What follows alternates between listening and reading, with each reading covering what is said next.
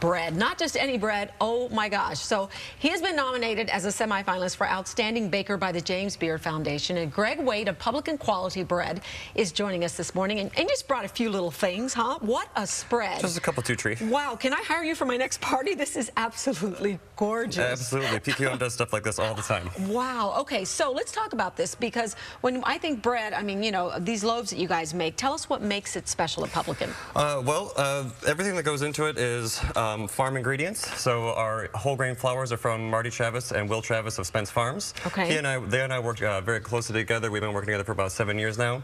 And we're picking heritage varieties of wheat that are, first and foremost, we pick them for flavor and baking quality, wow. Which is pretty different than a conventional wheat. We also focus on natural fermentation. So all of these are naturally leavened, so sourdough starter and everything. Okay. And that's our general process is farm grains and natural fermentation. I have to ask you, did you start out as a chef? Did you start out as a baker? Tell me about your background. Well, I went to culinary school at the Illinois Institute of Art. I went for the Savory program, and after culinary school, I did bread, and I did savory, and I did pastry at Taksim. And then I met Jan Rickrell, who was the opening CDC of Girl and the Goat. He brought me on to do bread full-time. And so that's it. The rest is history. Tell us what you brought us today. Well, on this side here is some oat bread, baguettes, ciabatta, our multigrain 1979, an olive loaf, and a plethora of different meats and cured meats and spreads and stuff like that from Joe Fritz at Publican Quality Meats. Okay, so you are giving me all these names. So if I were in the bread industry, I would know these people you're talking about, right? Yeah, well, Joe's the chef of Publican Quality Meats. Well, I would know him anyway, then, right? And yeah, so he sent along a bunch of stuff. We love doing meat and bread together.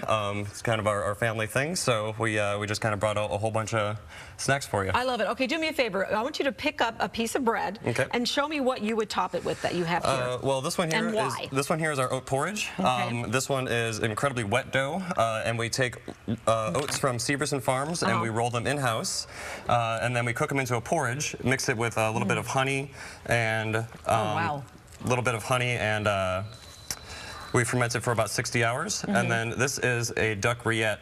Wow, look at that. And then what are you putting on top of there? A little mustard? A little whole grain mustard. And is that all you would put on that?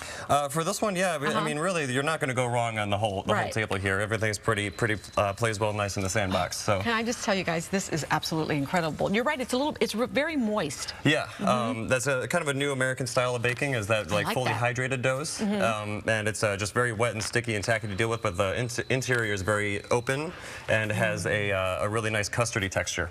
I love it. Absolutely delicious. Okay, now we were told that you were featured in a new documentary called Sustainable. What's that all about? Well, it's featuring Marty and Will Travis of Spence Farms, and they're kind of the heroes of the story, and they're using them as the protagonist in this yes, we can do it sort of sustainable regenerative agriculture story. So they bring in ancillary characters like myself to kind of support the story as far as it goes. So they go throughout the whole seasons, how Marty and Will raise their crops and what makes that all special, and then brings in people like myself to kind of show how we actually use the product and how it affects the public and things like that. And when you say sustainable, what do you mean by that? Sustainable agriculture for me is a regenerative, biodiverse farming practice, and it's actually bringing carbon back into the earth and sequestering carbon and really building healthy soil through their farming practices rather than an intensive, high chemical input system. Well, I don't know all about that, but I do know about this. This is some of the most delicious bread that I have had. It is absolutely delicious. So if you had to choose your favorite, you're the expert, you do all of this, what would it be? I'm pretty partial to whole grain stuff, so I love the oat bread, I love the multigrain 1979, but really, as you said, you can't really go wrong. Wait a minute, what's multigrain 1979? So it's a bread that we developed a couple years back, and I've got an old baker friend, his name is Gil, and he's I want to try. Oh, here you go. It's he's about, I would say, mid-60s right now, and he and I just really got along while working together, talking about Grateful Dead and old hippie stuff. And I love it. We were kind of standing around tasting the bread one day, and he kind of starts hitting himself in the head, and he's just like, "Oh man, this is just so good. It tastes like nostalgia. It tastes like old memories."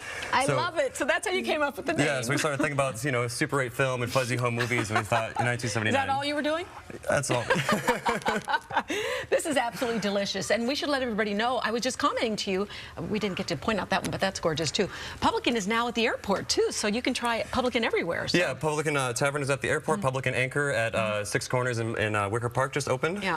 All fantastic. You know, really can't go wrong with a one-off group. I have to say, when I come in, I have to stop myself because I could just eat your bread. That's it, and then I don't ever get a chance to finish the rest. Absolutely gorgeous. Thank you so much. Thank you.